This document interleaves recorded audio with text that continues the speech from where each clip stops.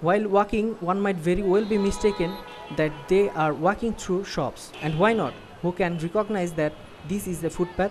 But make no mistake, there are footpaths according to DCC map, and they have been illegally occupied by hundreds of hawkers. The scenario is all too familiar across the city, including in Farmgate, Gulistan, Motijel and Newmarket. Helpless city dwellers are angry and annoyed by this fact, while some blame reluctance of the authority and thinks decentralization of Dhaka is essential to solve this problem. ফুটপাতে দখলমুক্ত থাকা সবচেয়ে হাঁটতে গেলে যে ধাক্কাধাক্কি হয় জিনিসপত্রের জন্য হাঁটা যাচ্ছে না তো অবৈধভাবে এসব হকার্স থাকাতে একটা প্রবলেম হয়। দেশের অধিকাংশ মানুষই গরিব, সতর্কভাবে করলে ভালো হয়, যেমন একটা সাইট নিয়ে বা যাতে মানুষও চলতে পারে এবং তারা যাতে কোনো অসুবিধার মধ্যে কোনো পাবলিক না পড়ে। However, hawkers too admits that they create some problems for the passerby, but at the same time they say they have no other place other than these makeshift shops on footpaths. যেই সরকার আছে এই সরকার এসে আমাদের পুনর্বাসন দিব করে আমরা নির্যাতিত করে, কিন্তু কেউ আমাকে পুনর্বাসন দেয় না। কি করে খাবো আমরা?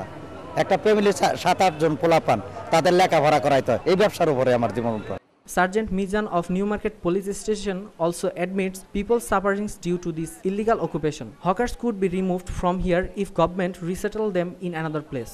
দোকান হলে তো জনগণের একটু সমস্যা হবে, এটা হয়, কিন্তু এটা তো আসলে সম্পূর্ণ নির্মূল করা যায় না। উঠাই দিলে তো হাজার হাজার লোক বেকার হয়ে যাবে। আপনার একটা দোকানের উপর ডিপেন্ড করে তার হয়তো 5-6 সদস্যের একটা পরিবার, তো টোটাল এফেক্টটা তো আমাদের এই জনগণটার উপরেই পড়বে। The common man, however, are of the view that government should be taking fresh-sighted decision to free the footpath, taking all the aspects into consideration. Their opinion of decentralization can surely be also an option to create some job opportunity for the hawkers so they can go back their village for their living instead of occupying footpath.